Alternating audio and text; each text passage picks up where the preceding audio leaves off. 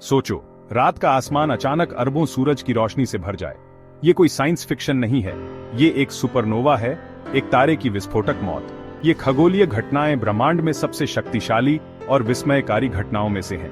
ये एक तारे के जीवन के अंत और किसी नई चीज की शुरुआत का संकेत देते हैं। कुछ समय के लिए एक सुपरनोवा पूरी आकाशगंगा से भी ज्यादा चमक सकता है। प्राचीन खगोलविद आसमान में अचानक दिखाई देने वाले इन चमकीले नए तारों को देखकर हैरान रह जाते थे। आज हमारे पास शक्तिशाली दूरबीनें हैं जो दूर की आकाश गंगाओं में सुपरनोवा का निरीक्षण कर सकती हैं, जिससे हमें तारों के जीवन और मृत्यु की एक झलक मिलती है। सुपरनोवा केवल सुंदर ही नहीं है, बल्कि ब्रह्मांड को समझने के लिए भी महत्वपूर्ण है। ये हमारे ग्रह, हमारे शरीर और हमारे आसपास की हर चीज को बनाने वाले कई तत्वों के निर्माण के लिए जिम्मेदार हैं।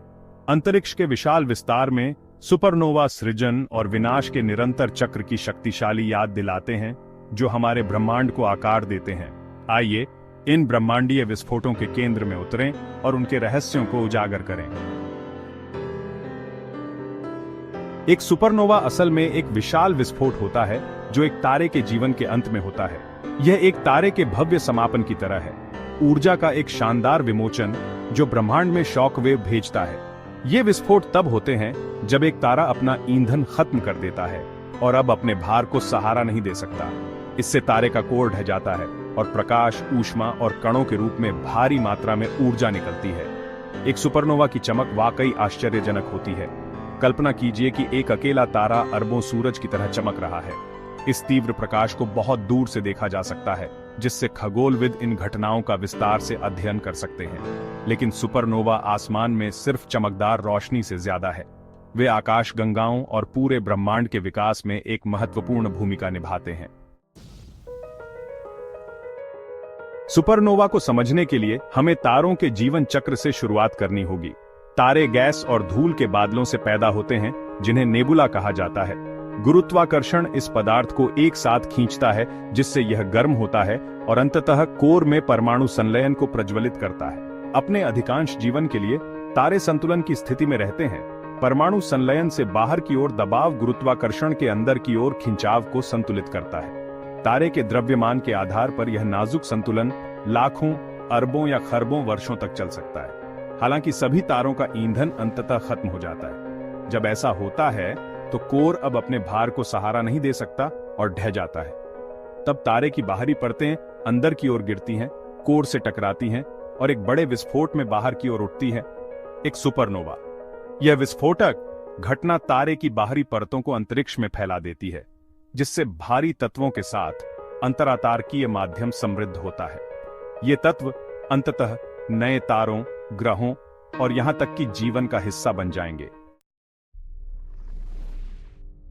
सेक्शन 4, विभिन्न प्रकार के सुपरनोवा, 2 विस्फोटों की कहानी। सभी सुपरनोवा एक जैसे नहीं बनते। खगोलविद उन्हें 2 मुख्य प्रकारों में वर्गीकृत करते हैं, टाइप 1 और टाइप 2। अंतर उनके विस्फोट होने के तरीके और उन्हें बनाने वाले तारों में है। Type 1 supernova binary star system में होते हैं, जहां 2 तारे एक दूसरे की परिक्रमा करते हैं। इनमें से एक तारा एक सफेद बौना तारा होता है, जो सूर्य जैसे तारे का एक घना अवशेष होता है। सफेद बौना तारा अपने साथी तारे से पदार्थ खींचता है, अंततः बहुत विशाल हो जाता है और एक अनियंत्रित परमाणु संलयन प्रतिक्रिया शुरू कर देता है, जो सफेद बौने तारे को अलग कर देती है। दूसरी ओर टाइप 2 सुपरनोवा में एक अकेले विशाल तारे की मृत्यु शामिल होती है। जैसा कि हमने पहले सीखा, ये तारे अपने परमाणु ईंधन को समाप्त कर देते हैं और उनके कोर ढह जाते हैं, जिससे एक बड़ा विस्फोट होता है। दोनों प्रकार के सुपरनोवा अविश्वसनीय रूप से चमकीले और शक्तिशाली होते हैं, लेकिन उनके अलग अलग प्रकाश वक्र होते हैं।